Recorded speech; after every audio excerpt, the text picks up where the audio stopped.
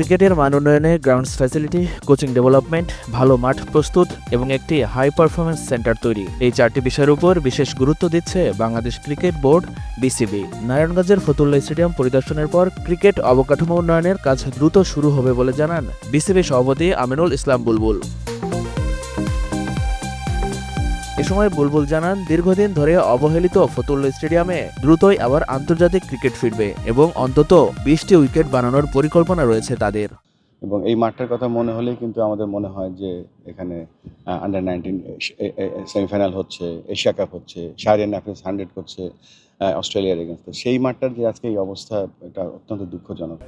আমরা জানি নারায়ণগঞ্জে, আপনারা নারায়ণগঞ্জে কতগুলো প্লেয়ার প্রিমিয়ার লিগে খেলছে, কতগুলো প্লেয়ার এখানে সম্ভাবনাময় আছে, হয়তো ভবিষ্যতে বাংলাদেশ আন্ডার-19 বা জাতীয় দলে খেলবে। জাকু যখন আমার কাছে গিয়ে বললো যে নারায়ণগঞ্জে যেতে হবে, আমি মনে মনে খুব খুশি হয়ে গেছিলাম। দুইটা কারণে, একটা হচ্ছে বহুদিন নারায়ণগঞ্জে আসি না একটা, আর 2 নম্বরে একটা সচক্ষে দেখে আসা যে ঢাকার পাশে একটা এত সম্ভাবনাময় একটা শহর, যেখানে নাকি শুধু ক্রিকেটার প্রডিউস করে না, ক্রিকেটের হিস্ট্রি প্রডিউস করে। তো এই 4টা প্রতিশ্রুতি যেটা হলো, একটা হচ্ছে ফ্যাসিলিটি, একটা হচ্ছে গ্রাউন্ড, একটা হচ্ছে কোচ ডেভেলপমেন্ট, আর একটা হচ্ছে যে হাই পারফরমেন্স সেন্টার। এই 4টা কাজ আমরা সাথে নিয়ে প্রায়োরিটি বেসিসে ইনশাআল্লাহ আমরা কাজ শুরু করব।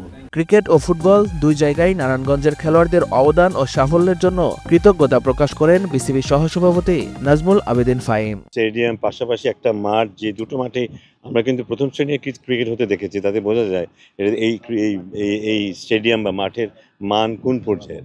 সো এতে অনেক ধরে খেলা হচ্ছে না, এটা এখন একটা পিছিয়ে পড়া একটা ফ্যাসিলিটি হিসাবে গণ্য হয় এখন, সেটা খুবই দুঃখজনক। আমরা চেষ্টা করছি এটাকে আবার রিভাইভ করার জন্য। অলরেডি কাজ শুরু হয়েছে, বাট কিছু কিছু টেকনিক্যাল ডিফিকাল্টির জন্য মাঝে মাঝে কাজ বন্ধ হয়েছে। বাট আজকে আমরা এখানে দেখতে আসলাম, প্রেসিডেন্ট নিজেও এসেছেন। আমি আশা করব যে আমরা গিয়ে এটার লেটেস্ট কী অবস্থা এবং ওখান থেকে উত্তরণের জন্য আমরা কী করতে পারি, কারণ আমাদের চেষ্টা করতে হবে কত দ্রুত এটাকে আবার খেলার উপযোগী করা যায় এবং খেলা এখানে ফিরিয়ে নিয়ে আসা যায়, শেষ চেষ্টা আমরা করব।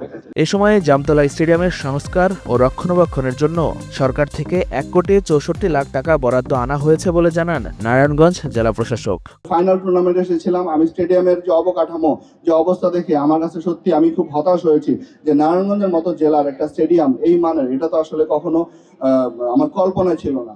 তা আমরা ইতিমধ্যেই নারায়ণগঞ্জ স্টেডিয়ামের জন্য নতুন একটা গ্যালারি, একটা বাউন্ডারি ওয়াল এবং এখানে হাইজিনের কোনো স্যানিটেশন নাই, কোনো ওয়াশ ব্লক নাই, এগুলো সহ আমরা বিশেষ করে ইনডোর স্টেডিয়ামটা কিভাবে দ্রুত কমপ্লিট করা যায় সেই লক্ষ্যে প্রায় আমরা 1,64,00,000 টাকার একটা বরাদ্দ এনেছি এবং সেই বরাদ্দ এই প্লেয়ারদের জন্য, নারায়ণগঞ্জের জন্য। এ সময় নারায়ণগঞ্জের ক্রিকেট উন্নয়নে সাবেক খেলোয়াড়, বিসিবি কর্মকর্তা সহ স্থানীয় ক্রীড়া সংগঠকেরা একসঙ্গে কাজ করার প্রত্যয় ব্যক্ত করেন।